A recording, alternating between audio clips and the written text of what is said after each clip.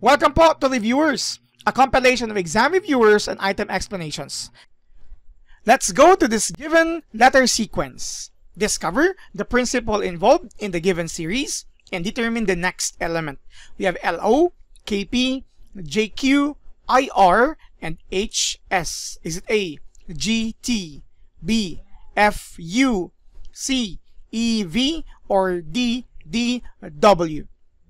So, similar po nung dalawang previous videos with regards to letter sequence, we have pairs of letters here. However, kailangan po nating i-examine carefully yung relationship ng mga letters in each pair if they are of the same relationship, considering the idea of alphabetical order of the English alphabet or its reverse order if possible. So, dito po tayo. Let's have here pen. And from here, baka gagamit po tayo ng cancellation if possible.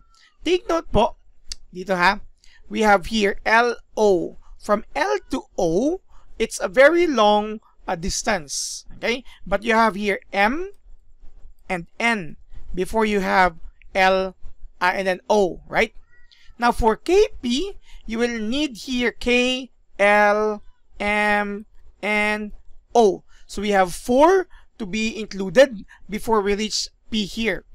Now, you might see 2 and 4 here. So from this one, J, K, L, M, N, O, P. This is one way that you can observe here. Dito po, makita natin na nag-increase po by 2 yung mga letters na nasi-skip from the first of the pair to the second. Okay? So it might follow for the next one and you might want to check that. That's another strategy. But I'm going to teach you another method here para makita natin yung isang principle na nagko-connect din sa 5 elements na ito na automatically will give us the result later on our options. Look into this po. Simply look at the first letters L, K, J, I, and H. Again, as mentioned po, pwede pong gamitin ito. Kaya nga lang, baka manatagalan tayo. And especially if it's examination, time is of the essence. Simply look on the first letters. And probably you can decide later ano yung sagot talaga. We have L, K, J, I, and H. In its order, it's actually reverse alphabetical order. Kasi you have here H, I, J, K, L. So in reverse order, L, K, J, I, H, which will allow us to predict that the first letter of the next pair as an element is actually G. And dito po sa baba, isang letter lang po naman yung may G. Automatically, that's already the answer here. Right?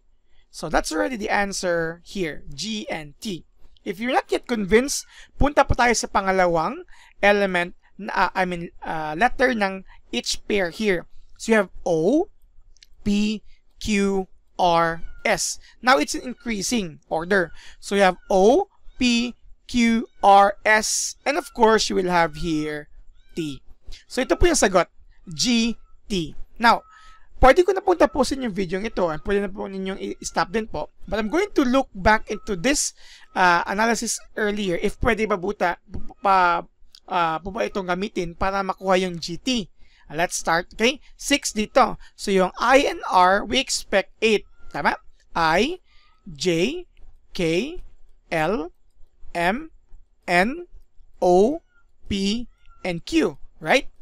And for H and S, so we are expecting 10 kasi increasing it siya ng 2 letters. So, H, I, J, K, L, M, N, O, P, Q, R, and then you have your S. So, tama po siya. In short, dito, we will have 12. Okay? We will have 12 letters to be skipped. Yun nga lang po, di natin alam kung anong letter tayo mag-start if you're not able to examine the relationship of L, K, J, I, and H earlier. Or, you can simply use it here if we have 12 spaces between them. If all of them has 12 spaces, then babalik pa rin tayo sa relationship ng L, K, J, I, H, and O, P, Q, R, S to get GT. So, yun po yung magkaibang processes na pwede nyo gamitin para makuha yung sagot to this item. Once again po, ito po yung reviewers. Don't forget po to subscribe on our channel, like our videos, and if kaya naman po, pakishare na lang din po. And leave a comment po for our future videos improvement. And follow our FB page and stay tuned for more videos. Maraming salamat!